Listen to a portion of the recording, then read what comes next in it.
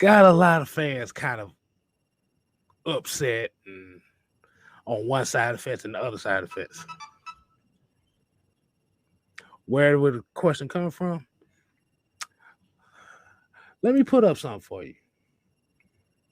Now, this ain't the only person saying this ain't the only time you hear anybody saying this, but this is the first one we caught. So basically, this man says, how many more years do we give Jalen Mayfield to prove before we move on from him? He was atrocious last year. That's one season already. Now, the talking point is from certain people is that Jalen Mayfield plays so poorly, he doesn't deserve to be on this team next year. Now, Mike, I ask you,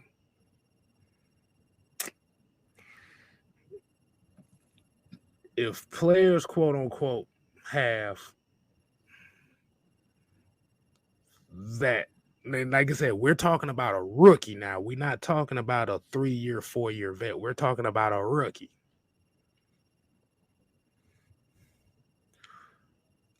What is your time frame with a rookie before you're thinking about kicking him out the door?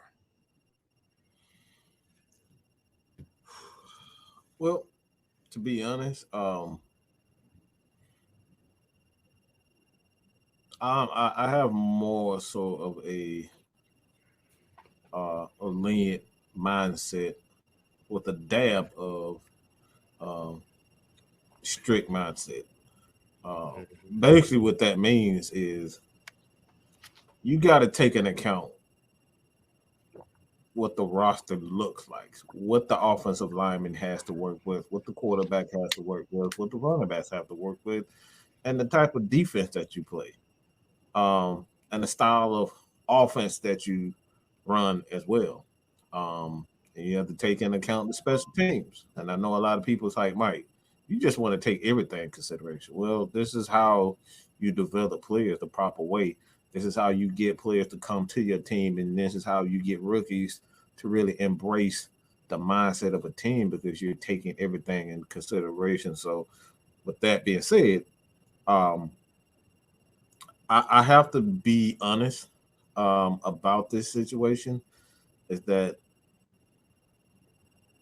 I don't know why this keeps going over a lot of people's heads, and Ju and I have stated this before the season even began, um, even before the draft began, that the Falcons went out and their first pick was not a defensive lineman, not an offensive lineman, not a kicker, not a punter. They didn't go out and make extravagant offensive line coach. They didn't do any of that. Why? Well, because the offensive players that was around him weren't really worth a crap. And that's no disrespect to those guys, but they're not starters. All those guys were, specialty players. Mm-hmm. It's okay to be a specialty player in the NFL. And that's the thing that when you looking at the offensive line, when you have a bunch of specialty guys, a guys like Zacchaeus. Zacchaeus is a speed receiver. Make no mistake about it, he's a speed receiver. Tajay Sharp is a guy that's a big, he's a short yardage wide receiver. You got Russell Gage. He's going to be a career third and fourth wide receiver. There's nothing wrong with that. A very good one, probably one of the best in the NFL, but that's what he is. And then you got a rookie and Kyle Pitts. The dude is just absolutely amazing, and he's getting dang near doubled and tripled every play. So you got that in mind, and that's just one aspect. But I'm going to pass it to you. But essentially, what I'm saying is that you can't say that a guy sucks when he literally has very little to play with, and you don't know exactly what he can do when you don't necessarily have the tools around him. We all know what happened with Mike Davis. He's no longer that. He signed a 2-year contract and he ended up getting cut after the first year. So obviously, it had very little to do with the offensive lineman in the eyes of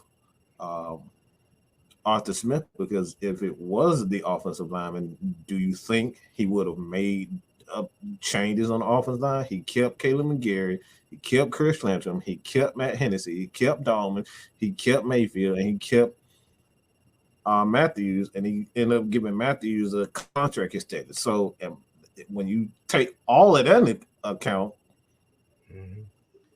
is it really the offensive lineman play? Is it really his fault? I don't think so.